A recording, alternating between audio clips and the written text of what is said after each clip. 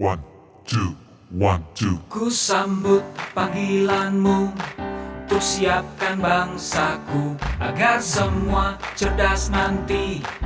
Pakai teknologi digital, literasi dan konten positif ada di sini, di Siberkreasi. Yo, mari ciptakan pemuda masa depan yang semakin mengerti digital literasi. Internet kita bersih, kuatlah generasi Indonesia. Bersama maju masa depan yang Siberkreasi. Cerdaslah bangsa, kuatlah generasi Indonesia. One, two, one, two. Ku sambut panggilanmu untuk siapkan bangsaku agar semua cerdas nanti. Pakai teknologi digital, literasi dan konten positif ada di sini, di Siberkreasi. Yo, mari ciptakan pemuda masa depan yang semakin mengerti digital literasi. Internet kita bersih, kuatlah generasi Indonesia. Bersama maju masa depan yang Siberkreasi. Cerdaslah bangsa, kuatlah generasi Indonesia. Indonesia bersama maju yang Siberkreasi. Cerdaslah bangsa, kuatlah generasi Indonesia. Bersama maju, cerdaslah bangsa, kuatlah generasi Indonesia.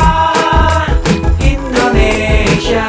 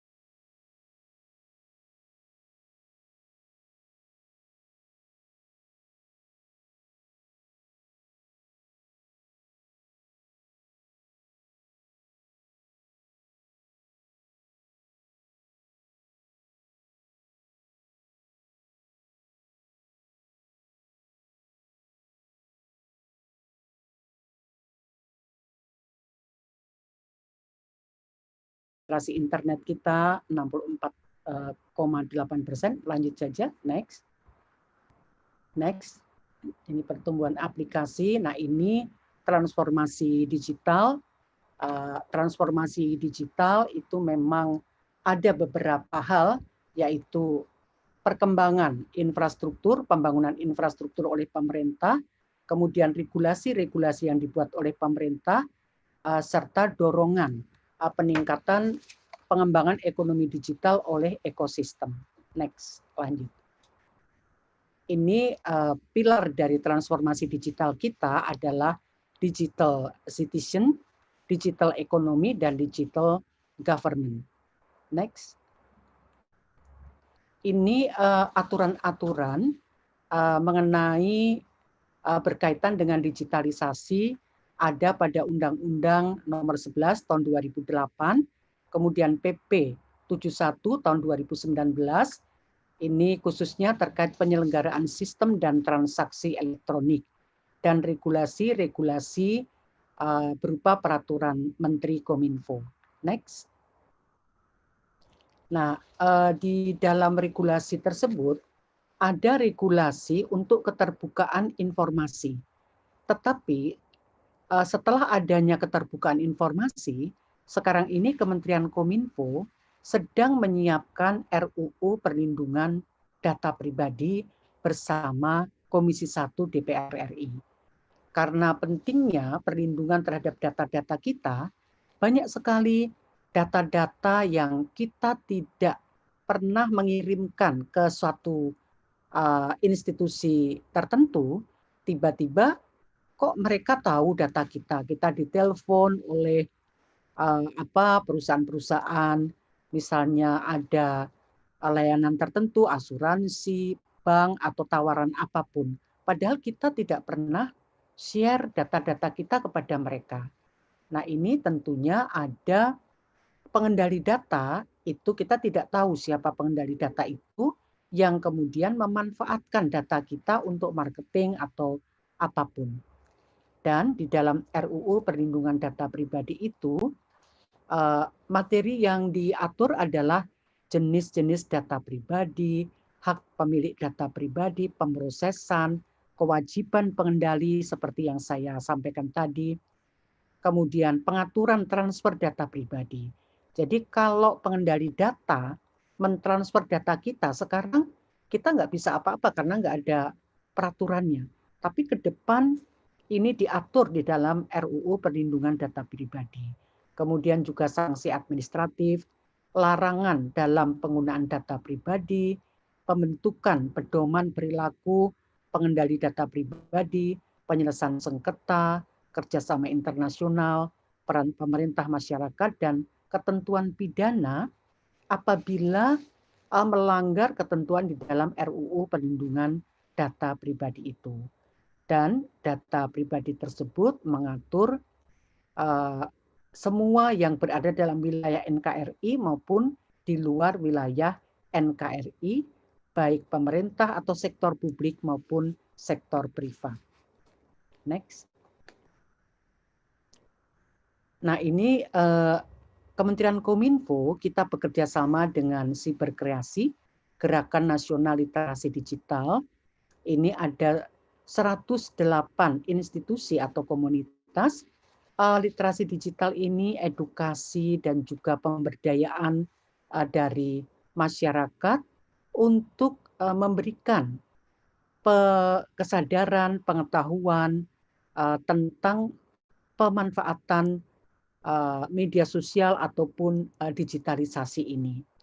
Termasuk di dalamnya ada banyak aplikasi-aplikasi, misalnya Stop Hoax. Ini layanan cek fakta untuk publik. Jadi untuk membedakan ini hoax atau tidak, ini masyarakat bisa cek fakta di sini. Kemudian ada literasidigital.id, platform pendidikan literasi digital, ada Pandu Digital, School of Influencer ini yang banyak disalahartikan oleh masyarakat. Padahal Kementerian Kominfo itu mendidik anak-anak muda supaya mereka itu tidak hanya menggunakan media sosial untuk hal-hal negatif, tapi mari kita manfaatkan untuk hal positif. Misalnya saja untuk promosi barang-barang atau untuk berbagi pengalaman, untuk menyebarkan nilai-nilai kebangsaan. Nah, tapi banyak yang menyalahartikan dengan yang poin 4 ini. Kemudian kreator nongkrong, Pokja kurikulum literasi digital, Pokja perlindungan anak dan digital literasi hub. Next, lanjut. Nah, ini kerjasama dengan kementerian dan lembaga. Ini hampir semua kementerian lembaga kita bekerja sama, dan kita juga bekerja sama dengan hampir semua platform media sosial untuk penanganan konten maupun Kementerian Kominfo itu diberi kewenangan oleh negara untuk pembatasan akses atau pemblokiran berdasarkan Undang-Undang ITE. Jadi kami tidak bisa bergerak sendiri, maka kita kerjasama dengan kepolisian dan lain sebagainya untuk penindakan. Kita hanya pembatasan akses, tapi lembaga lain lebih pada penindakannya. Jadi adik-adik, apabila ada penipuan yang melalui digital atau ada informasi yang kurang dipercaya apakah ini hoax atau tidak, silahkan menyampaikan laporan melalui aduan konten. Jadi aduan konten.id, aduan konten@gmail di webnya Kominfo, ada aplikasi Clue, ada WA, ada lapor, ada lambe hoax. Ini adalah semua untuk klarifikasi apabila ada konten-konten yang negatif. Next. Mohon maaf, waktunya 2 menit. Oh, pas. Kebetulan sudah selesai. Jadi itulah adik-adik yang bisa kami share untuk sementara. Terima kasih, saya kembalikan kepada Mas Rory. Terima kasih Bu Niken, seperti biasa insightful. Nanti saya ingin mendalami lagi Bu. Kita saat ini sudah ada aturan keterbukaan informasi publik. Saat ini kita juga sebentar lagi ditargetkan akhir tahun ini atau awal tahun depan DPR dan juga pemerintah akan menyelesaikan pembahasan rancangan undang-undang perlindungan data pribadi. Nah, kalau misalnya ini merupakan salah satu core penting dalam kebijakan digital kita, akan seperti apa nanti dampaknya undang-undang perlindungan data pribadi apabila sudah disahkan dalam membuat ekosistem digital kita menjadi lebih aman, lebih nyaman, kemudian lebih menjaga privasi, dan tentu saja lebih ibaratnya menumbuhkan ekonomi digital kita. Nanti akan kita bahas lebih jauh. Namun sebelumnya, saya akan menyapa terlebih dahulu Pak Syaifullah Tamlihi, apakah sudah bergabung bersama dengan kita ya sore hari ini, Pak Syaifullah? Assalamualaikum.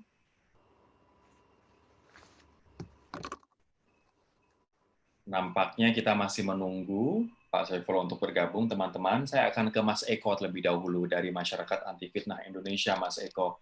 Mohon Mas Eko untuk menjelaskan sebenarnya seperti apa sih kebijakan digital yang bisa diterapkan dalam konteks penyebaran informasi di media sosial yang secara civil, gitu.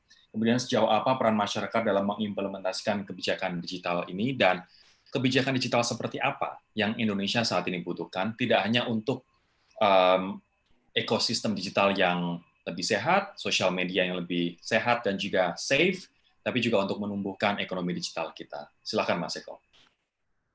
Terima kasih Mas Rory. Minta izin untuk share screen.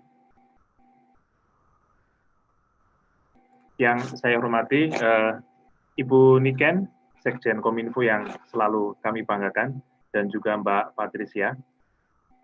Izinkanlah saya akan menyampaikan sedikit sudut pandang. Kalau tadi Bu Niken memulai dengan sudut pandang kebijakan digital dari sudut government, maka saya akan mencoba membuka dengan membahas bagaimana peran masyarakat atau peran publik, dalam hal ini adalah netizen atau warganet, dalam mendukung kebijakan digital di Indonesia. Nama saya Septia Joko Nugroho, saya mewakili sebuah organisasi masyarakat sipil yang melakukan periksa fakta, yaitu adalah Masyarakat Anti Fitnah Indonesia atau Mafindo. Jadi saya sedikit mengulangi apa yang disampaikan oleh Bu Niken, bahwa Indonesia ini adalah pengguna sosial media yang sangat luar biasa tinggi, bahkan di level dunia. Jadi laporan dari Hootsuite di Januari 2020 itu berbagai platform seperti YouTube, WhatsApp, Facebook, Instagram, Twitter, hingga TikTok itu sangat masif digunakan oleh masyarakat Indonesia. Dan ini kan melahirkan berbagai konten kreator, baik itu orang-orang yang merintis ya karirnya dari dunia digital ataupun mereka-mereka yang sebelumnya sudah menjadi selebriti gitu ya, dan mereka kemudian menapaki jalan digital ya, dan membangun konten-konten yang ada di sini. Dan banyak sekali manfaat yang sudah bisa kita dapatkan ya, dari konten edukasi, konten hiburan, konten-konten yang mengajak kita untuk lebih optimis gitu. Itu saya rasa bagian dari yang disebut dengan kebebasan berpendapat sebagaimana yang sudah dijamin dalam pasal 28 ayat 28E ayat 3 Undang-Undang Dasar 45, ataupun juga hak menyampaikan informasi dalam pasal 28F Undang-Undang Dasar 45. Artinya apa? Kita di sini sebagai masyarakat itu diberkahi dengan kebebasan untuk mengekspresikan, melukis dalam sebuah kanvas apapun yang ingin kita sampaikan kepada masyarakat. Namun kita juga harus memahami bahwa kebebasan yang kita dapatkan itu juga harus mematuhi atau menjaga keamanan publik. Ada beberapa rambu-rambu yang harus kita pahami dan itu juga sudah ditegaskan dalam pasal 28C ayat 2 Undang-Undang Dasar 45, yaitu hak kebebasan berpendapat kita itu dibatasi oleh undang-undang, oleh moral, oleh agama, oleh keamanan dan ketertiban umum. Demikian juga ada Undang-Undang ITE, ada Undang-Undang Nomor 1 Tahun 46, ada undang-undang terkait penghapusan diskriminasi ras dan etnis yang itu semua seharusnya menjadi perhatian kita semua untuk dipahami bahwa ini loh, ada rambu-rambu yang harus kita patuhi ketika kita ingin membuat sebuah konten. Nah, problemnya adalah belum semua warganet memahami rambu-rambu itu. Sebagai contoh mungkin beberapa kasus high profile yang sempat muncul di media, itu beberapa influencer itu harus terpaksa berurusan dengan penegak hukum. Seperti kasus Jerings yang dia terkena kasus ujaran kebencian dan juga sebenarnya juga ikut menyebarkan berbagai mis dan disinformasi atau yang disebut dengan misinfodemic ya terkait dengan pandemi COVID-19. Juga seperti Anji yang kemarin sempat heboh karena mendatangkan seseorang yang diklaim sebagai profesor yang katanya sudah menemukan obat yang bisa menyembuhkan ribuan pasien, dan ini adalah klaim-klaim yang sangat membahayakan dan sangat merugikan kepentingan negara dalam upaya memberantas atau memerangi pandemi COVID-19. Nah, padahal di satu sudut pandang, kawan-kawan influencer atau para konten kreator ini, saat ini mereka bisa jadi punya peran yang tidak kalah ya, baik kalau dibandingkan dengan pejabat resmi negara, atau bahkan dibandingkan dengan kawan-kawan yang bergerak di media-media resmi. Jerings atau Anji itu punya follower sampai jutaan, ya. Dan saya rasa ada banyak lagi orang-orang yang menjadi konten kreator dengan follower dan impact yang juga sangat luar biasa besar. Nah, selanjutnya adalah saat ini yang terjadi kalau seandainya ada warganet yang melakukan pelanggaran konten, itu maka ada dua hal yang mungkin terjadi. Yang pertama adalah ketika misalnya ada pihak yang dirugikan, itu memaafkan, itu bisa terjadi mediasi atau perdamaian. Tetapi yang paling sering terjadi adalah mereka-mereka itu, para konten kreator, itu langsung dihadapkan dengan undang-undang kita. Baik itu undang-undang ITE, KUHP, ataupun juga Undang-Undang Nomor 1 Tahun 46, yang hukumannya ancamannya bisa sampai 10 tahun. Nah, problemnya adalah undang-undangnya mungkin secara prinsip tidak ada masalah, tetapi seringkali praktek penerapan hukum di lapangan itu kadang tidak ideal, yang bisa jadi tergantung persepsi dari penegak hukum yang belum merata. Sehingga ada yang merasa keberatan, ada yang merasa bahwa ini sepertinya butuh kita bicarakan lebih detail lagi, karena kita ingin kebebasan berpendapat tetap dijaga, tetapi di sisi lain, bagaimana kebebasan berpendapat itu tetap bertanggung jawab.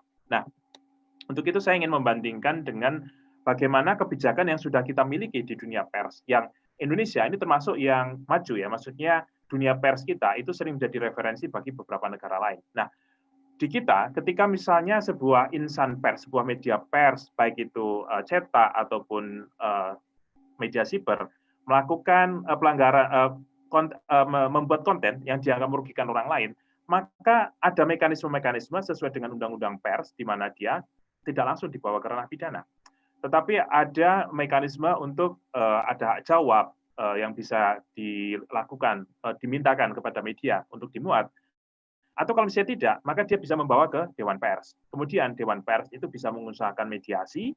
Kalau mediasi itu tidak tercapai, maka Dewan Pers itu bisa membuat penilaian dan membuat rekomendasi. Apakah hal ini terkait dengan kasus dengan isu perdata atau bahkan pidana. Nah, jadi ada ekosistem yang terbangun cukup baik ya, dan saat ini saya rasa masih terus berkembang seiring dengan perkembangan teknologi. Tetapi kuncinya adalah di sana ada kode etik jurnalisme ada. Kemudian juga untuk media-media siber, media online itu juga ada pedoman media siber. Nah, jadi kami merasa bahwa di dunia digital ketika kita ingin mengajak masyarakat untuk berpartisipasi, menjadi citizen jurnalis, membuat konten, berkarya dengan segala macam bentuknya, mereka perlu paham, perlu dibekali dengan kode etik. Nah, untuk itu kami berharap kita butuh untuk duduk bersama untuk menseriusi hal ini. Kami mengusulkan, khususnya di sini ada Ibu Niken, barangkali kita perlu membuat adanya regulasi tentang kewargaan digital, yaitu digital citizenship. Kalau sudah ada undang-undang pers, maka kita perlu bicara bagaimana masyarakat atau netizen ini kemudian mereka bisa berkiprah gitu ya. Di satu sisi mereka mendapatkan hak untuk diedukasi, di sisi lain mereka juga paham bagaimana mereka harus bertanggung jawab dan patuh terhadap rambu-rambu yang ada. Nah, sedikit banyak peran mereka ini kan kita sering menyebutnya sebagai citizen jurnalis, tapi masih sedikit barangkali yang paham bagaimana sebenarnya praktek jurnalisme yang seharusnya mereka juga pahami. Sebagai contoh misalnya konsep dasar tentang 5W1H, kemudian ketika mereka memuat informasi yang dianggap sebagai fakta, mereka juga harus paham tentang prinsip keberimbangan sumber. Kemudian juga ketika mereka membuat konten yang salah gitu, apa yang harus mereka lakukan? Nah, seringkali mereka hanya menghapus ya tanpa melakukan perminta maaf atau kemudian tidak melakukan pembetulan atau tidak membuat masyarakat kemudian paham bahwa konten yang pernah diunggahnya adalah salah. Nah, ini kan juga menjadi problem. Kemudian juga di tengah keberagaman Indonesia yang kita memiliki suku, agama dan yang sangat luas, kawan-kawan konten kreator itu butuh memiliki empati yang tinggi. Termasuk juga diantaranya adalah menghargai hak privasi orang lain. Juga tentu yang juga tidak kalah penting di tengah banjirnya berbagai informasi itu mereka turut menjadi bagian yang tidak menyebarkan hoax dan provokasi. Nah untuk itu barangkali dalam konteks kebijakan digital terkait dengan netizen ini perlu adanya wadah tentang digital citizenship ini. Barangkali Kementerian Kominfo bisa menginisiasi membentuk sebuah wadah yang terdiri dari kawan-kawan di Kominfo melibatkan tokoh masyarakat, akademisi, sehingga kalau upaya-upaya edukasi tentang bagaimana seharusnya masyarakat berperilaku dalam dunia digital itu lebih firm gitu ya. Kemudian juga seandainya ada kasus-kasus itu dibantu mediasi, termasuk juga bisa jadi memberikan penilaian terhadap suatu kasus. Apakah ini adalah sebuah kesalahan yang memang disengaja dan untuk membuat keonaran, ataukah karena seorang warganet ini membuat konten yang salah, tetapi sebenarnya tidak diniatkan untuk merusak. Ini kan penerapannya bisa berbeda.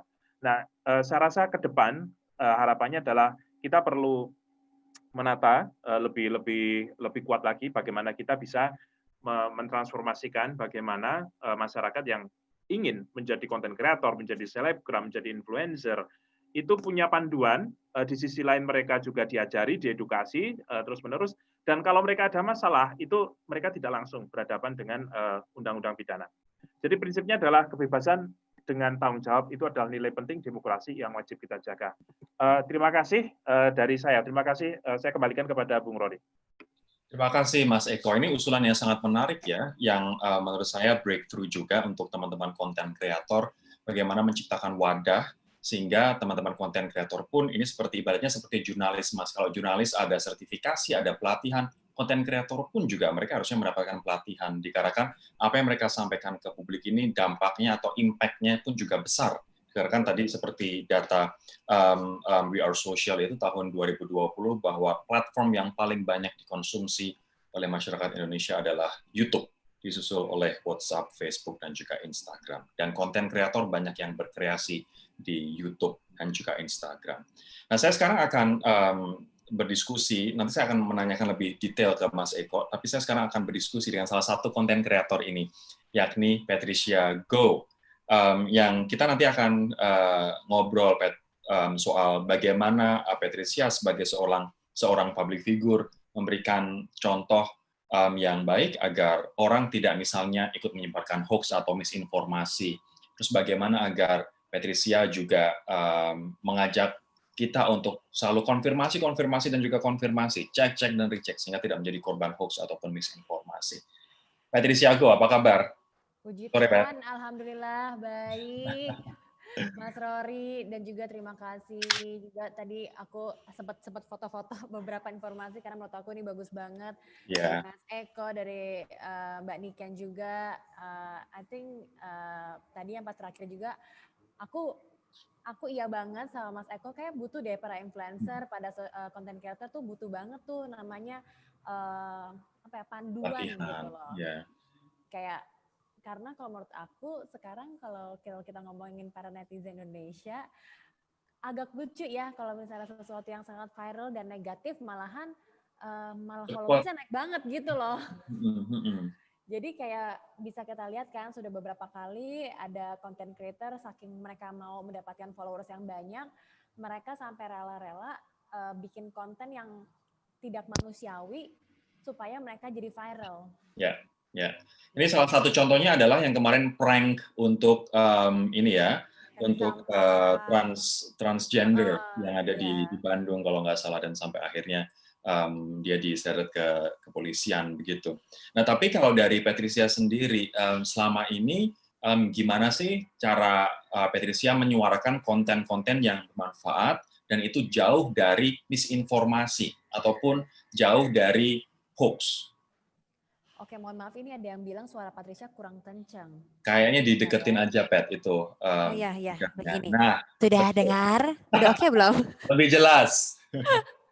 Oke, kalau aku pribadi ya, kebetulan memang keluarga aku lumayan orang yang sudah nyuruh aku untuk sangat menjaga privasi. Selain itu, aku tambah lagi, aku punya teman baik, dia juga warga negara luar, sebagai dan dia tuh suka banget kasih tahu aku gitu, as a celebrity or as a public figure, pentingnya kamu benar-benar jaga privasi kamu satu. Padahal menurut aku, kalau aku dibandingkan dengan konten kreator yang lain, aku tuh banyak sekali hal yang aku tidak share di sosial media. Kenapa? Karena menurut aku, sebelum aku mau share ke sosial media itu, aku harus punya berita-berita yang udah pasti dan udah fix baru aku bisa share. Even sudah fix dan share pun, kadang-kadang kita bisa salah, ya kan? Yeah. Dan tergantung lagi dari setiap content creator apa yang mereka mau branding themselves. Kalau aku pribadi, aku mau branding diri aku, pokoknya orang-orang yang ngelihat konten aku tuh pokoknya bahagia. Walaupun agak naif ya jadinya ya. Jadi karena walaupun aku sedih, aku ada masalah segala macam, aku jarang sekali untuk share di sosial media. Okay. Bahkan yang terakhir kali aja, aku baru nih 2 minggu lalu aku share tentang aku ada masalah dengan, mungkin aku ngerasa ditipu lah ya, karena aku mau beli rumah ternyata ditipu gitu. Itu aja aku baru share setelah 1 tahun kemudian, karena menurut aku itu harus aku share untuk teman-teman lebih berhati-hati dalam mencari property agent dan lain-lain. Maksudnya setiap aspek itu sangat penting yang tanpa kita sadari itu penting banget untuk di-share karena tidak semua orang tuh tahu prosesnya. Ya, ini menarik banget sih, Pat. Artinya ketika kamu men-share konten, kamu tuh tidak hanya men-share what's for me, tapi what's for your audience. Ini fungsinya untuk audience apa, pengaruhnya seperti apa, manfaatnya ataupun kerugian seperti apa, sehingga banyak sekali pikiran dan juga pertimbangan sebelum men-share sebuah konten begitu. Dan tadi juga sangat menarik ketika kamu ngasih tahu bahwa konten kamu adalah membuat orang bahagia, dikarenakan ada orang yang dia makan, dia share. dia mau ngapain aja dia share. Dan ada kecenderungan untuk gimana caranya meningkatkan followers sebanyak mungkin, akhirnya konten yang dibuat merugikan orang lain, prank misalnya. Ataupun sensasi seperti yang dilakukan oleh Jering dan juga oleh Anji begitu. Menurut Patricia, gimana dengan orang-orang seperti itu yang memanfaatkan harus diakui bahwa kesadaran digital kita, masyarakat Indonesia masih kurang. Keinginan masyarakat Indonesia untuk melakukan konfirmasi dan juga tidak mudah termakan oleh berita yang sensasional itu juga harus diakui masih kurang. Tapi kemudian dimanfaatkan oleh konten kreator untuk meningkatkan misalnya viewership dia, follower dia. Gimana kamu menilai influencer seperti itu? Wah, aku to be honest, aku juga nggak bisa judge mereka. Who am I to judge? Cuman aku pribadi, sejujurnya nih ya, pas bulan Maret yang kita lagi mulai corona yang happening di Indonesia, aku sampai sekarang aku sudah keluar dari grup keluarga. Oke. Dan beberapa grup yang menurut aku karena mereka itu tuh share beritanya itu tuh nggak fix. Masih banyak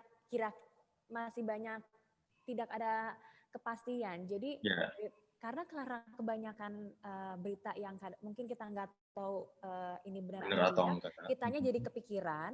Ditambah lagi sudah PSBB, berita yang hoax, bikin mental health kita nggak bagus. Ya kan, apalagi pada saat itu kita harus PSBB, tidak ada pekerjaan, itu tuh kan akan mempengaruhi sekali ke mental health. Dan aku pribadi, buat aku mental health aku tuh penting banget, karena aku pernah kejadian satu kali, ternyata aku mengenal diri aku tuh tidak bisa menerima kesedihan dari orang lain. Mungkin karena aku empatinya tinggi sekali. Jadi aku tahan, jadi aku sebaiknya makanya aku tidak mau share kesedihan aku, karena nanti kayak orang-orang yang lain pada share kesedihan dia, akunya jadi drain sendiri gitu loh. Oke. Nah, tapi we're talking about all the viral things lah ya yang mereka perbuat. Kalau menurut aku, ya gimana dong, namanya juga content creator, mereka juga pasti maunya subscribers-nya naik, followers-nya naik. Ya mungkin kalau menurut aku mereka kurang research aja kebenaran dari narasumbernya. Gitu. Jadi nggak bisa disalahin juga sih, karena they just want to be famous, they just want to make a content gitu. Dan mereka ada deadline. Kan kita dapat narasumber kan memang susah ya.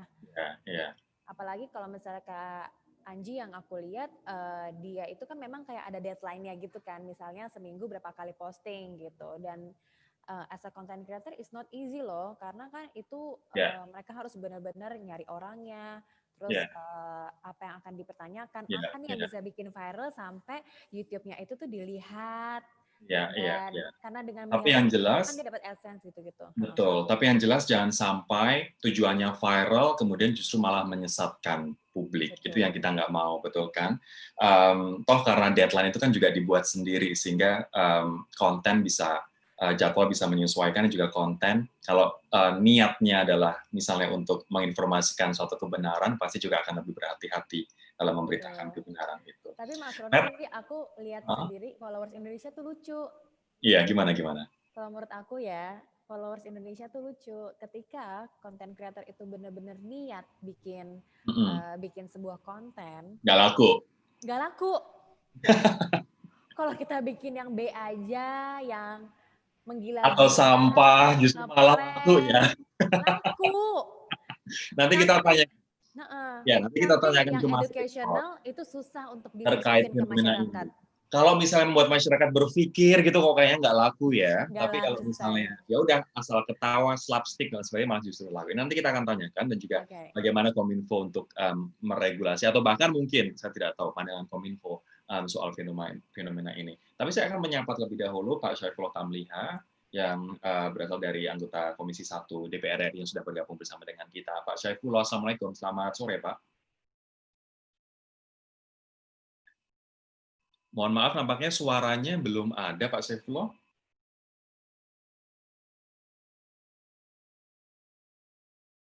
Ya, Boleh teman-teman kita pastikan dulu suara Pak Syaifullah masuk. Pak Syaifullah, sudahkah bisa mendengar suara saya?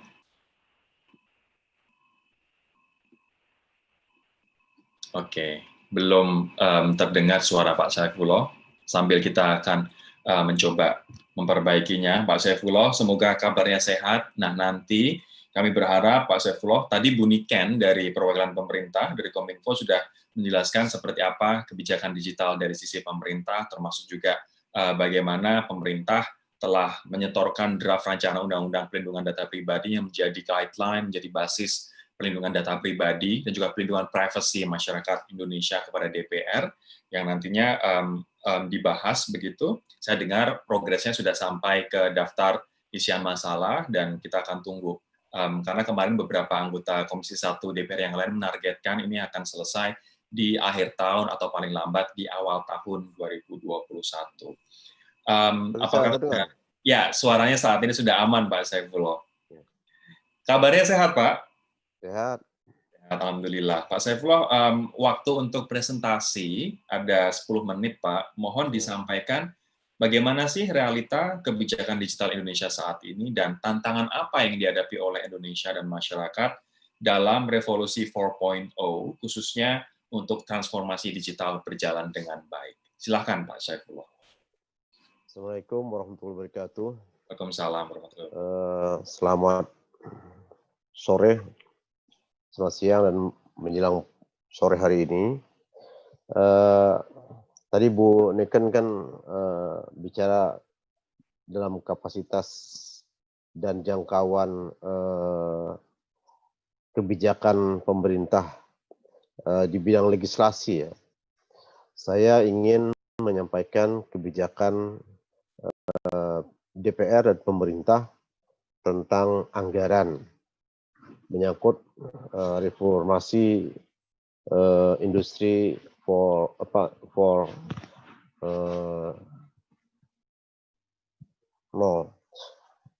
dan ekonomi digital. Mungkin ada bahan tayangan ya Mas yang bisa dianu. Baik, teman-teman panitia boleh kita tayangkan. Siap, silakan Pak. Lanjut. Boleh kita ke slide selanjutnya, teman-teman.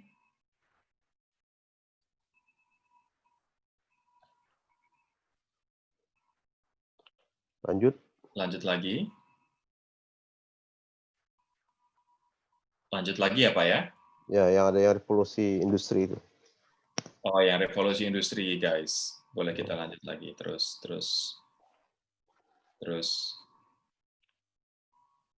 Ini dia. Ya, ini. Nah, saat ini kan sebagaimana disampaikan tadi, ada beberapa tantangan. Yang pertama, revolusi industri ini menyebabkan hilangnya pekerjaan di dunia. Kemudian potensi jabatan pekerjaan di dunia yang akan tergantikan oleh otomatisasi diperkirakan 60%. Kemudian potensi pekerjaan yang akan hilang di Indonesia diperkirakan 51,8%. Kemudian tumbuhnya berbagai aktivitas bisnis dan jual beli berbasis online belum dibarengi oleh optimalisasi penerimaan negara dan pengawasan kepatuhan pajak atas transaksi tersebut. Nah, peluangnya adalah yang pertama digitalisasi, otomatisasi dan penggunaan kecerdasan buatan dalam aktivitas ekonomi akan meningkatkan produktivitas dan efisiensi dalam produksi modern, kemudian memberikan kemudahan dan kenyamanan bagi konsumen. Kemudian teknologi digital akan berdampak diantaranya pendidikan melalui pembelajaran jarak jauh yang saat pandemi ini berlangsung, ini terkadang sangat menjadi masalah besar dan banyak kritikan kebijakan pendidikan atau pembelajaran jarak jauh PJJ ini. Kemudian pemerintah melalui e-governance, kemudian inklusi keuangan melalui financial teknologi dan pengembangan UMKM seiring berkembangnya e-commerce. Kemudian ada 10 inisiatif nasional. Yang pertama adalah membangun infrastruktur digital nasional. Kemudian yang kedua, perbaikan aliran barang dan material. Kemudian yang ketiga, desain ulang zona industri. Kemudian yang keempat, memberdayakan usaha menengah kecil. Kemudian UMKM ya. Kemudian yang kelima, menarik minat investasi asing. Kemudian peningkatan kualitas sumber daya manusia. Kemudian 7, pembangunan ekosistem inovasi. Kemudian yang ke-8, insentif untuk investigasi teknologi. Dan yang ke-9, mengakomodasi standar-standar keberlanjutan atau sustainability. Kemudian yang ke-10, harmonisasi aturan dan kebijakan.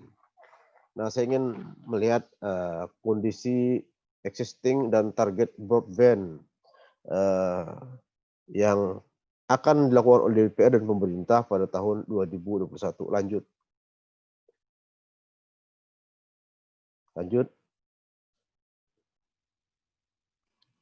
Boleh kita next slide, teman-teman? Ya.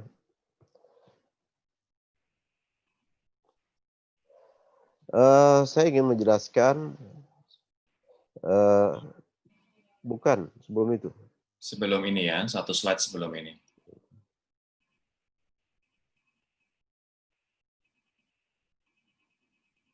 Oke, sebentar nampaknya ini slide-nya Pak. Jaringan infrastruktur fiber optics per September semester 2 tahun 2019 yang sudah dilakukan adalah total panjang kabel FU 348.442 km. N-LAN 224.583 km.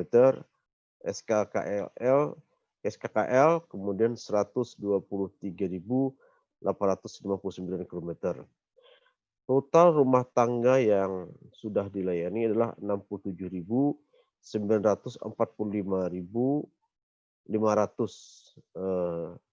rumah tangga. Kemudian jumlah pelanggan itu sudah total rumah tangga itu 67.945.000, kemudian 500 rumah tangga. Kemudian jumlah pelanggan selama ini sebesar 7.102.840. Kemudian penetrasi fixed broadband rumah tangga totalnya baru 10,45%. Nah, untuk tahun 2021 penetrasi fixed broadband rumah tangga 16,25%. Yang pertama, pembiayaan untuk akses internet untuk ruang publik di 50 lokasi. Kemudian yang kedua adalah pelatihan dan pendampingan pemanfaatan akses internet untuk meningkatkan ekonomi masyarakat. Kemudian yang ketiga, fasilitasi penggelaran jaringan akses di 100 kabupaten kota. Kemudian yang keempat adalah melakukan pembiayaan sebanyak 2.000 titik kepada rumah tangga produktif. Nah, ini di samping ada mobile broadband-nya. Jangkauan layanan seluler ya, yang ketiga adalah dari desa jumlah kelurahan 87,44%. Kemudian luas pemukiman 97,59%. Kemudian persentasi coverage-nya sebesar 97,59%. Target tahun 2021 adalah 98,5%. Melalui fasilitas penggelaran infrastruktur dan jaringan telekomunikasi di seluruh Indonesia yang belum tercover layanan mobile broadband 4 GB. Jadi masih banyak gitu. Kemudian jangkauan infrastruktur serat optik broadband. Jumlah kecamatan 7.175, kemudian yang baru terlayani 2.672, jadi persentasinya 37,24%. Dengan catatan suatu wilayah administrasi dinyatakan terlayani jika wilayah tersebut berada dalam radius 200 meter dari titik ODP. Baik, Pak Saifullah, mohon maaf, waktunya tinggal 2 menit untuk Anda, Pak. Iya, ini yang terakhir. Untuk anggaran tahun 2021, TIK-nya difokuskan untuk mengembangkan dan memanfaatkan teknologi dan beberapa sektor untuk mendukung dan meningkatkan kualitas dan delivery layanan kepada masyarakat. Alokasi tahun 2021 untuk di bidang TIK ini saja itu adalah 30,5 triliun. Yang terdiri atas Kementerian Komunikasi Informasi 14,7 triliun, Kemensos 1,5 triliun, Kementerian Agraria dan BPN ya, Badan Pertanahan Nasional 1 triliun, Kementerian Keuangan 2,1 triliun, kementerian dan lembaga lainnya 2,2 triliun. TKDD atau dana transfer ke daerah dan desa 9,9 triliun. Ini yang bisa saya sampaikan. Saya hanya fokus dalam bidang penganggaran. Kebetulan saya di DPR adalah Badan Anggaran bidang komunikasi dan informatika. Kita harapkan nanti terjadi akselerasi transformasi kita untuk penyelenggaraan pemerintahan, mewujudkan public service delivery yang efisien dan cepat antara lain di bidang pendidikan dan kesehatan.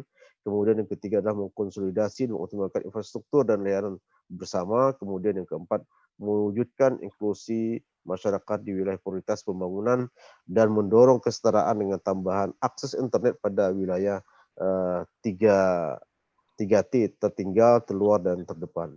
Ini Mas yang karena waktunya sangat terbatas, orang anggaran juga tidak boleh terlalu banyak omong, sehingga ini yang bisa saya sampaikan. Terima kasih. Wassalamualaikum warahmatullahi wabarakatuh. Waalaikumsalam warahmatullahi wabarakatuh. Mungkin saya akan ke Bu Niken saat ini untuk menyambung apa yang disampaikan oleh Pak Saifullah. Bu Niken, mungkin kalau tadi dari sisi kebijakan digital kita, Bu, tapi kalau dari blueprint pemerintah sendiri untuk mewujudkan apa yang akan dibangun kita, dikarenakan tadi ketersediaan broadband, ketersediaan layanan internet juga belum 100% menyentuh masyarakat, khususnya di masyarakat yang ada di daerah 3T begitu. Akan seperti apa peta jalan dari pemerintah untuk mewujudkan aksesibilitas internet ke semua pelosok wilayah di Indonesia, Bu?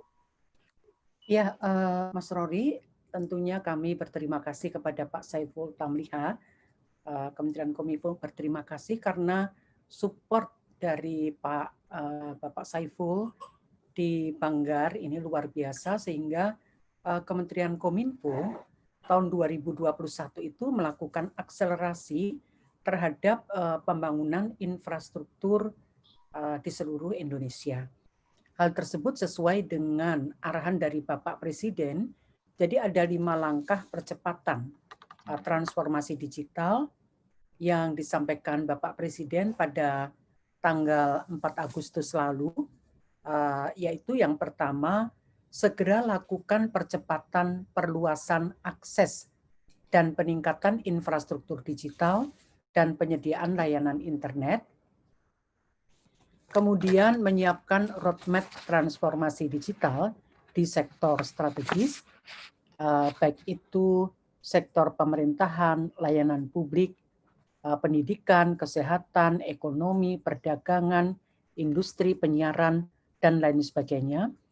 Kemudian percepatan integrasi pusat data nasional, menyiapkan kebutuhan SDM talenta digital, dan berkaitan dengan regulasi, ini harus segera kita persiapkan regulasi-regulasi yang belum ada hingga saat ini. Sekaligus juga menanggapi apa yang disampaikan oleh Mas Septiaji Eko tadi, saya rasa masukan yang sangat bagus sekali. Perlu adanya code of conduct bagi konten kreator ataupun siapapun yang produktif di media sosial ataupun di ranah digital. Jadi untuk infrastruktur yang dipersiapkan oleh Kominfo melanjutkan pembangunan infrastruktur pada tahun-tahun kemarin. Kalau tahun kemarin ini Kominfo membangun palaparing untuk wilayah barat, tengah maupun timur sudah 100%. Tapi palaparing tersebut adalah masih merupakan backbone. Ya, masuk siapa? Backbone atau katakanlah jalan tol untuk akses internet. Tapi jalan tol tersebut perlu jalan-jalan kecil sampai ke kota, kabupaten, kecamatan, dan desa. Jadi sekarang ini memang belum sepenuhnya sampai kepada masyarakat, walaupun lebih dari 40% itu sudah menjangkau masyarakat utilisasinya, tapi karena keterbatasan anggaran pada waktu yang lalu itu belum bisa 100%. Nah, dengan dukungan anggaran dari Banggar ini tentunya dan dari arahan Bapak Presiden, kami harapkan sampai dengan tahun 2024 itu semuanya sudah bisa tersambung seluruh akses internet. Tadi sudah disampaikan bahwa Kementerian Kominfo telah membangun fiber optik itu lebih dari 340.000 kilometer di seluruh Indonesia. Jadi ini tentu sisanya itu masih cukup banyak. Nah, ini yang secara perencanaan ini sudah kita rencanakan hingga tahun 2024. Nah, untuk pemanfaatan akses internet ini kita juga menyiapkan satelit Satria ini untuk layanan-layanan yang sifatnya online di 531.000 titik. Baik itu untuk sekolah, pesantren, Pemda, fasilitas kesehatan, polsek, koramil, dan tempat-tempat umum. Kita sedang membangun satelit Satria, akan dimulai tahun depan. Memang ini yang kami sampaikan untuk mengisi wilayah-wilayah blank spot di berbagai daerah yang sampai sekarang belum tercover, Mas Rory. Baik, Bu, ini kebetulan ada pertanyaan juga, Bu, dari Isdeli Pratama. Selamat siang, Bu Niken dan teman-teman. Saya Isdeli dari masyarakat di Desa Putak, Kecamatan Gelumbang, Kabupaten Muara Enim, Sumatera Selatan. Kita tahu bahwa saat ini perkembangan dunia digital di Indonesia berkembang dengan pesat, baik e-learning, e-government, e-commerce, ataupun sosial media. Tapi ada satu hal yang menjadi masalah bagi kami di sini. Masalahnya adalah sulitnya jaringan atau sinyal di wilayah tempat kami berada. Hal ini mengakibatkan kesulitan untuk mengikuti perkembangan digital ini. Kami harus pergi ke lokasi yang cukup jauh agar bisa dengan leluasa mengakses informasi dari internet. Pertanyaan saya, adakah solusi yang bisa dilakukan dari Kominfo atau yang lain untuk masyarakat di daerah kami agar kami tidak ketinggalan informasi dan bisa mengikuti perkembangan digital yang saat ini berkembang pesat? Bagaimana, Bu, tanggapan untuk seorang warga di Kecamatan Gelumbang, Kabupaten Muara Enim, Sumatera Selatan? Iya, jadi Ibu Is dari Muara Enim, untuk tempat-tempat atau kota atau daerah yang bukan 3T, itu adalah selama ini ditangani oleh operator seluler secara komersial. Jadi kalau Kominfo itu tugasnya adalah membangun backbone, jalan tolnya, kemudian akses-akses di wilayah 3T. Jadi kalau Muara Enim tersebut tidak masuk di wilayah 3T, maka harus dilaporkan kepada operator seluler. Tapi kalau di 3T, bisa dilaporkan kepada kami, Bu. Nanti kami akan tindak lanjuti. Karena tadi seperti saya sampaikan, bahwa sampai dengan tahun ini masih cukup banyak wilayah yang belum terkoneksi akses internet. Nah, karena itulah Bapak Presiden menyampaikan harus segera dibangun tahun 2024 nanti. Oke. Saya akan, terima kasih Bu Niken. Saya akan ke Pak Saifullah sekarang. Pak Saifullah, tadi ada usulan yang menarik nih dari Mas Eko, dari Mavindo, terkait dengan, karena dunia digital tidak hanya soal perkembangan teknologinya, tidak hanya soal pembangunan infrastruktur, tidak hanya soal anggaran, tapi juga adalah orang-orang ataupun pihak-pihak yang memanfaatkan perkembangan teknologi ini baik untuk keuntungan banyak orang, ya kan, misalnya untuk memberdayakan UMKM dan lain sebagainya. Tapi ada juga yang memanfaatkan untuk secara ekonomi bagi dirinya sendiri. Dan ini banyak terjadi di kalangan teman-teman influencer ataupun content creator yang menciptakan sensationalism, informasi yang tidak berdasarkan fakta, tapi tujuannya adalah go viral dan juga mungkin untuk meningkatkan viewership, meningkatkan follower yang pada akhirnya menguntungkan dirinya secara pribadi. Nah, tadi Mas Eko mengusulkan adanya sekolah influencer, tempat di mana orang di situ dibina, dan juga bagaimana sih agar tetap bebas berbicara, bebas berpendapat, tapi ada tanggung jawabnya, ada aturan normanya yang harus dipahami. Ini seperti kayak pelajaran bagi jurnalis, Pak, di training jurnalis. Menurut Pak Saifullah, perlu tidak di tengah perkembangan digitalisasi kita sedemikian pesat, orang-orang yang create content juga mendapatkan pembekalan seperti itu? Terima kasih, Mas. Saya rasa itu ide yang menarik ya, yang menarik agar orang bisa tertib gitu. Demokrasi boleh dibuka selebar-lebarnya, tapi tidak boleh kebablasan juga. Nah, oleh karena itu di samping kegiatan-kegiatan pembangunan secara fisik ya, kita juga, saya sependapat kalau kemudian Kementerian Komunikasi dan Informasi nantinya juga membuka sekolah-sekolah yang semacam itu.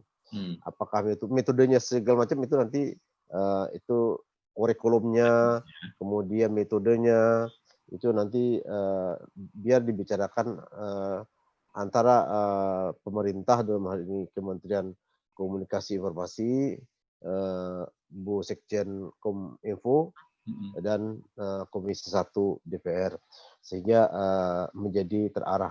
Dan ini mungkin juga nanti ini sambil jalan gitu,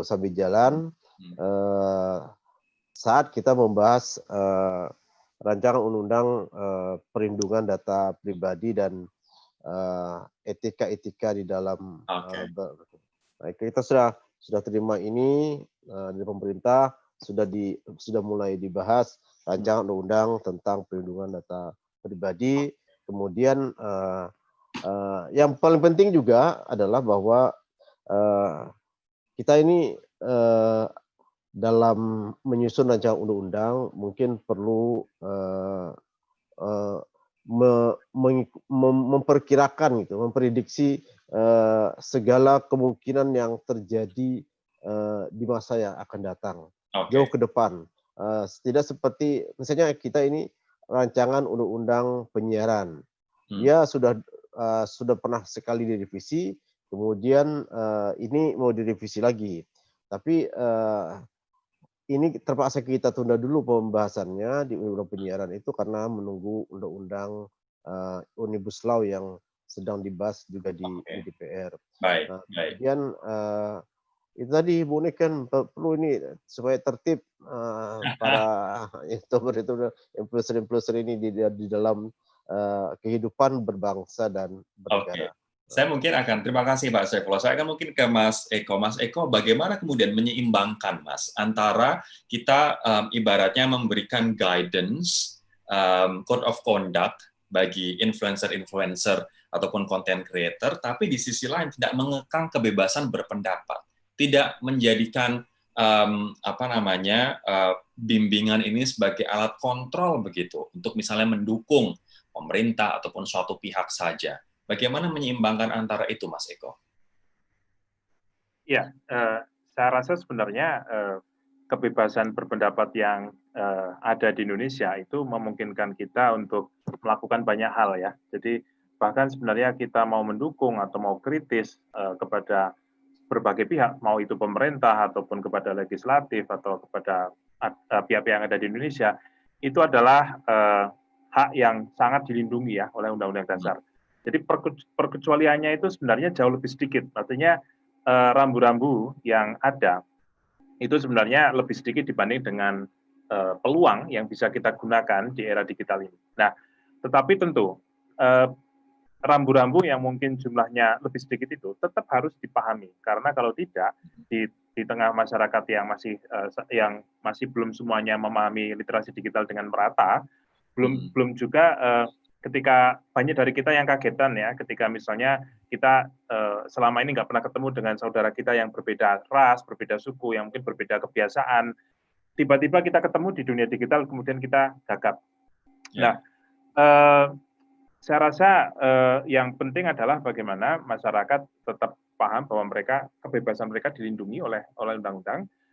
Di sisi lain, ada mekanisme ketika misalnya mereka berbuat salah, itu pun tetap dilindungi oleh undang-undang. Artinya, kesalahan manusia itu kan sesuatu yang sangat manusiawi. Nah, problemnya apalah, ada yang bisa menentukan apakah kesalahannya adalah kesalahan yang tidak disengaja, ataukah memang dia kesalahan yang disebabkan adanya kejahatan. Misalnya, dia menyebarkan hoax ya untuk provokasi. Misalnya, ketika musim pemilu, dia melakukan black campaign. Nah, hal-hal itulah yang kemudian perlu disampaikan bahwa Anda boleh melakukan hal-hal untuk berkreasi ada di ranah ini. Tetapi kalau Anda sekali masuk ke sini, maka Anda bisa menjadi target dari rambu-rambu yang saat ini sudah disepakati oleh negara ini. Apalagi di saat kita menghadapi pandemi seperti sekarang, di mana informasi yang benar-benar akurat, yang benar-benar tidak menyebabkan panik masyarakat, tapi berdasarkan fakta begitu, sangat diperlukan ya, Mas.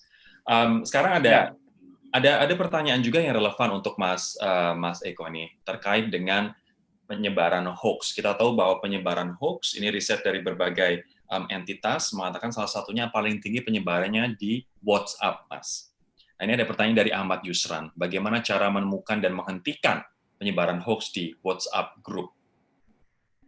Iya, ini pertanyaan sangat menarik, karena memang banyak masyarakat kita yang menggunakan WhatsApp, tetapi dia mungkin tidak berinternet. Maksudnya dia tidak menggunakan browser, bahkan mungkin juga tidak Facebookan, tetapi hanya menggunakan WhatsApp. Nah, kebetulan kami di Mavindo itu saat ini kita sudah meluncurkan chatbot bekerjasama dengan WhatsApp. Jadi masyarakat yang misalnya bingung ketika dapat broadcast di grup WA gitu, mau pengen tahu nih benar atau tidak, itu nanti bisa bertanya kepada chatbot kami. Jadi nomornya adalah, nanti bisa dicatat, teman-teman ya, 0859 2160 0500. Ya, saya ulangi.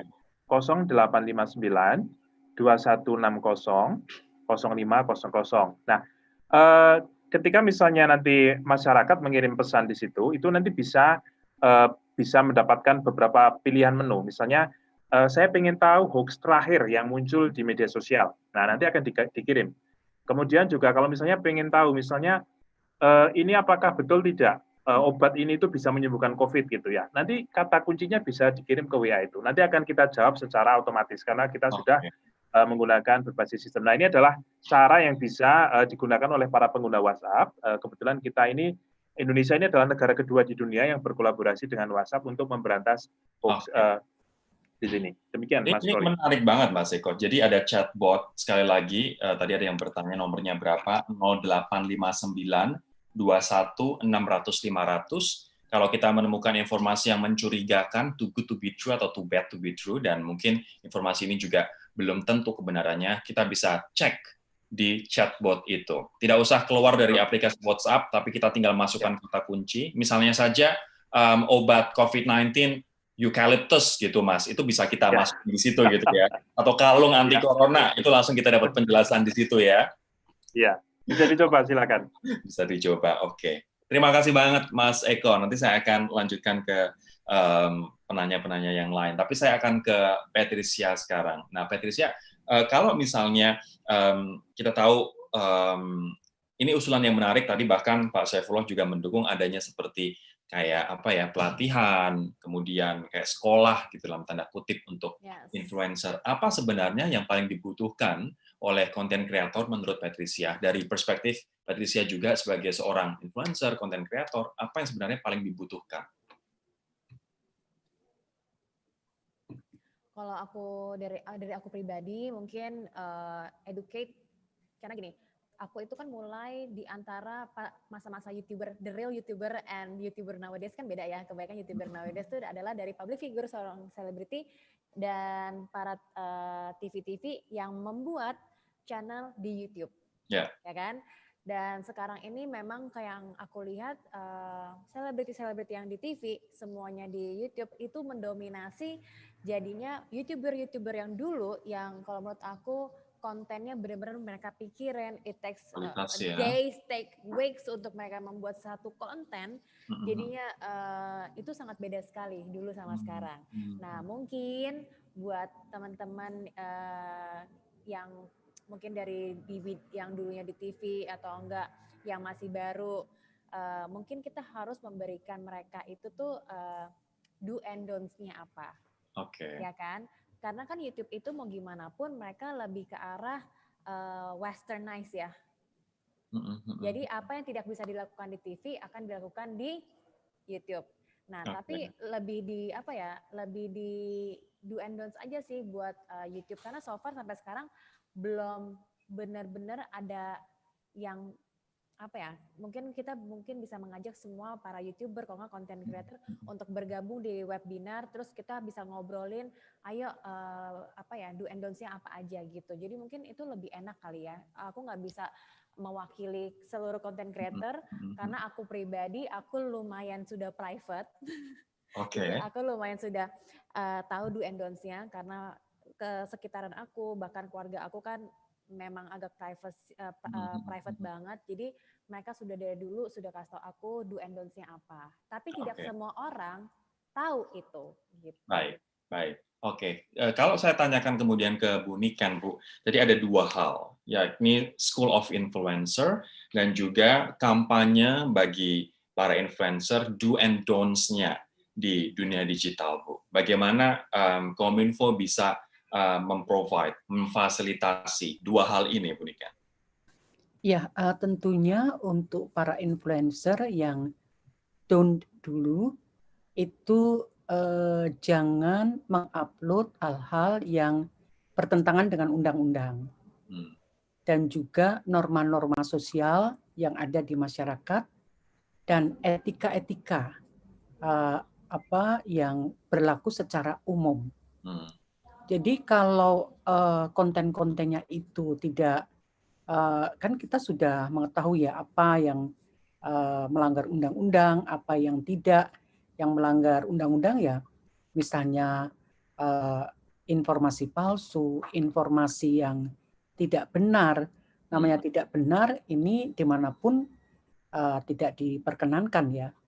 Tetapi kalau yang do itu mari kita share hal-hal yang produktif, inspiratif, memberikan motivasi atau memberikan hiburan. Misalnya tidak harus edukatif, hiburan itu juga bagus. Tetapi kami dari Kominfo ini mendorong melalui siberkreasi, mari kita manfaatkan informasi yang don't sudah jelas. Jangan untuk memproduksi dan menyebarkan hoax. Tetapi yang do, selain untuk happy-happy, untuk senang-senang, mari kita untuk mempromosikan produk-produk kita atau produk orang lain, atau untuk banyak hal ya yang bisa produktif itu bisa yang pintar menyanyi, yang pintar masak, menyajikan hal-hal masak-memasak, yang senang olahraga, upload hal-hal yang terkait dengan kesehatan.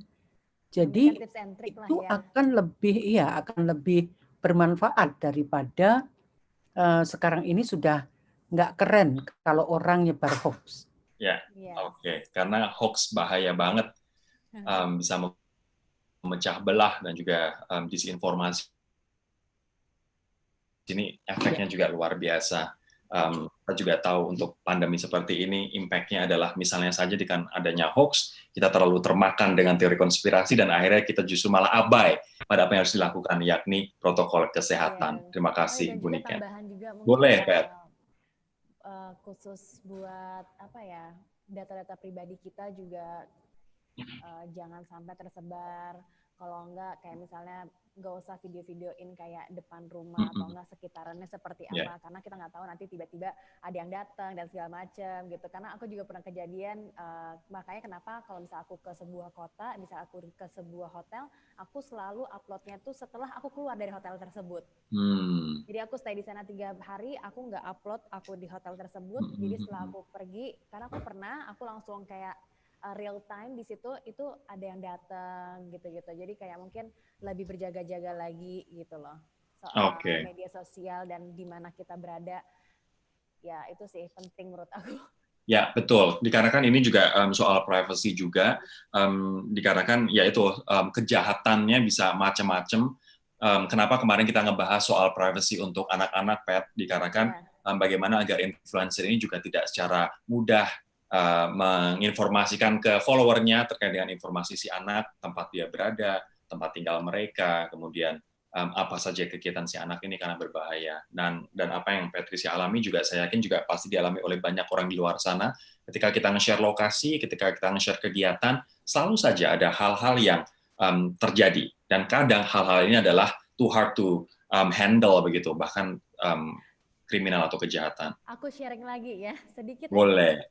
Baru kejadian seminggu yang lalu, aku upload video ponakan aku itu ada di Australia, dia punya Instagram itu adalah private, aku cuma bilang aku kangen sama mereka, terus aku sudah biasa dan aku sudah diajarin sama kakak aku yang tinggal di Australia bahwa aku tidak boleh ngevideoin sekolah dia, ataupun aku nggak boleh ngevideoin ketika keponakan aku memakai baju sekolah, jadi harus ditutup segala macam, tapi tahu nggak? Ini tuh kondisinya tuh aku di Indonesia masa pandemik dan keluarga aku di Australia, Instagramnya mereka tuh dihack,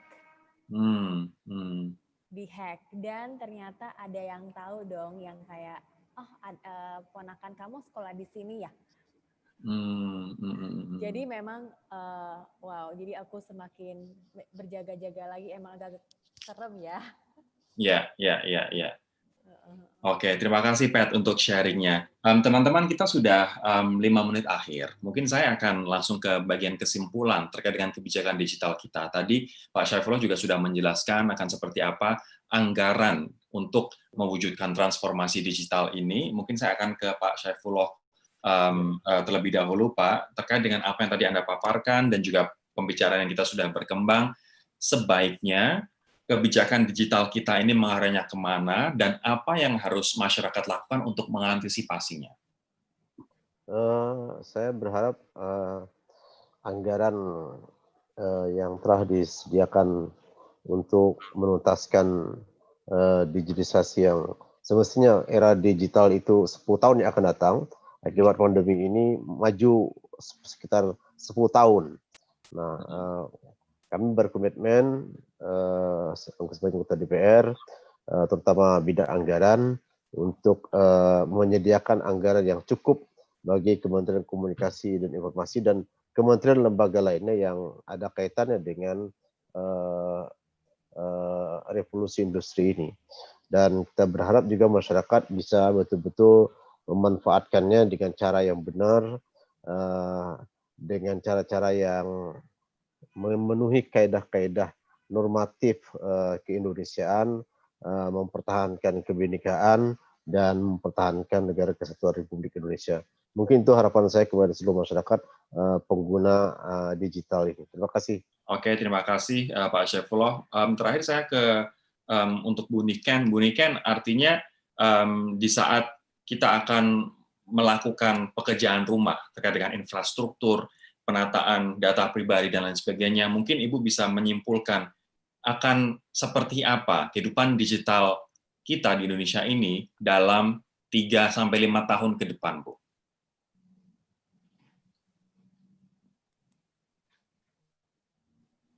Halo, Bu Niken, apakah masih bersama kami, Bu? Oke.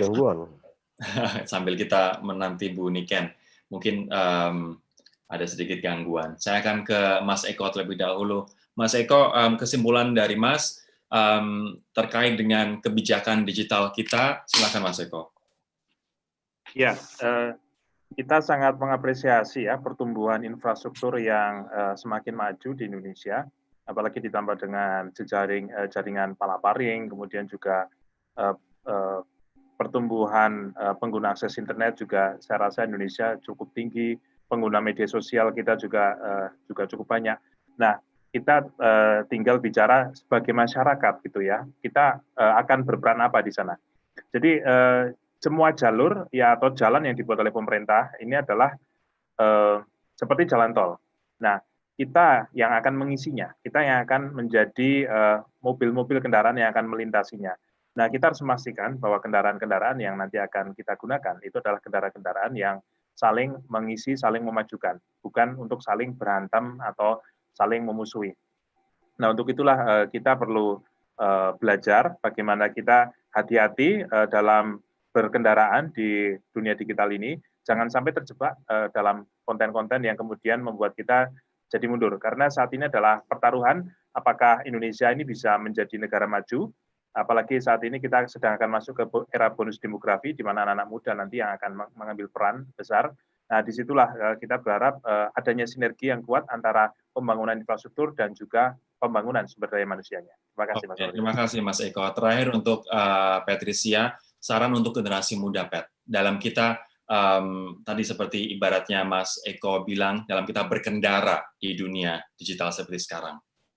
Yang pastinya berhati-hati dalam memberikan informasi, pastikan dulu kalau misalnya memberikan informasi sudah tahu apa yang ingin disampaikan. Volumenya kecil, Pat, boleh didekatkan speakernya, sorry. Oke, sorry. Yang pastinya tidak membagikan informasi pribadi, nomor telepon lah, KTP lah, ataupun bahkan misalnya kita lagi mau keluar pakai tiket, itu kan ada code-nya gitu kan, tolong dihapus-hapusin dulu, kayak setidaknya namanya, kalau nggak nomornya, karena itu bisa di-track juga. Terus pilih teman-teman di sosial media itu penting banget, karena pas kita scrolling kita tahu mana yang oke. Terus pokoknya hindarin terus konten-konten negatif, pilih yang konten-konten positif. Terus sebelum membagikan konten ya of course kita make sure lagi ini benar tidaknya gitu. Apalagi kalau misalnya kalian punya followers yang banyak, itu harus lebih bijak lagi. And please no cyberbullying. even though you hate it so much, mungkin kalau misalnya mau share kayak chattingan gitu, namanya dihapusin dulu karena kalau nggak kita yang kena. Iya. Cyberbullying ini juga menjadi masalah tersendiri ya, dikarenakan efeknya juga secara psikologis sangat berbahaya. Bahkan kita juga dengar banyak kisah bunuh diri gara-gara dibully secara cyber atau secara digital. Betul, bahkan sebenarnya pas diketemuin tuh orangnya nggak berani ngomong gitu. Jadi mungkin jempolnya lebih galak daripada mulutnya kadang-kadang. Jempolnya lebih galak daripada mulutnya gitu kan. Terus pasti gunakan sosial media, carilah yang maksudnya yang konten-konten yang bagus. Kan sekarang banyak tuh ya yang bisa ikutan komunitas. Ini kan siberkreasi juga bagus. Workshop di mau belajar apa, banyak diskusi-diskusi juga yang bagus-bagus kita ambil, yang negatif kita hempaskan saja. Kita hempaskan ya. Kayak misalnya kalau misalnya konten creator yang bagus, kita belajar gimana caranya untuk bikin konten yang lebih baik, bisa yang fun-fun aja lah, yang baik, positif. Pokoknya kalau nggak bisa bikin bisnis juga kan, puji Tuhan. Pak, terima kasih banyak. Ini nampaknya Bu Niken harus rapat teman-teman di jam 3, jadi tidak bisa bergabung di sesi kesini. Kayaknya sudah ada tuh Bu Niken. Bu Niken sudah ada, mohon maaf Bu. Terakhir untuk Bu Niken, Bu, bagian kesimpulan Bu untuk kebijakan kita dalam 2-3 tahun dari sekarang, digital ekosistem di Indonesia, Bu, akan seperti apa kira-kira gambarannya? Ya, untuk digital ekosistem ini kami harapkan semakin meningkat, mengingat target dari digital ekonomi Indonesia tahun 2024 itu sekitar 130 miliar dolar ya. Ini harapan dari kami. Nah, tentunya hal ini perlu didukung dengan infrastruktur, akselerasi infrastruktur, kemudian SDM yang kuat. Kami di Kominfo memberikan beasiswa talenta digital tahun ini kepada 50.000 orang. Adik-adik silahkan mengikuti Digital Talent melalui webnya Kominfo. Kemudian juga literasi digital ini sangat penting, serta regulasi dari digitalisasi ini perlu terus kita mencari solusi atau membuat regulasi-regulasi yang tentunya tidak mengikat tetapi melindungi, perlindungan kepada seluruh masyarakat Indonesia. Oke, dikarenakan nanti tantangan ke depan semakin besar, artinya Undang-Undang Perlindungan Data Pribadi ini juga mesti segera kita punya sebagai payung hukum untuk tidak hanya melindungi data pribadi, tapi juga untuk meregulasi aturan terkait dengan ekosistem digital di Indonesia. Bu Niken, terima kasih. Pak Syaifullah, terima kasih. Mas Eko, terima kasih. Patricia, terima kasih atas waktunya sore hari ini. Teman-teman juga terima kasih telah bergabung dalam obrolan kita webinar kali ini yang mengambil tema terkait dengan mengenal kebijakan digital di Indonesia. Sekali lagi saya ingin mengingatkan teman-teman, jangan lupa untuk mengisi link survei yang kami bagikan di kolom chat. Ini menjadi penting sekali untuk perbaikan kami dan juga bagaimana agar kami selalu memberikan konten atau materi yang bermanfaat dan juga relevan untuk teman-teman semuanya. Dan jangan lupa juga untuk menuliskan alamat, email, serta nama teman-teman secara akurat, dikarenakan ini akan menjadi dasar kami untuk menyampaikan kepada teman-teman e-certificate dari acara hari ini. Nah, untuk poin yang ketiga, ini e-certificate akan dikirimkan via email yang terdaftar di form survei. Harap menunggu teman-teman sampai dengan 7 hari setelah kegiatan hari ini. Nah, link survei ini mohon diisi secepatnya, dikarenakan hanya akan dibuka sampai dengan pukul 20 waktu Indonesia Barat. Jika ada pertanyaan lebih lanjut, silakan email ke siberkreasi@gmail.com. Dan terakhir, materi yang tadi teman-teman lihat dari 3 narasumber kita akan kami bagikan melalui teman-teman, melalui email yang terdaftar di form survei.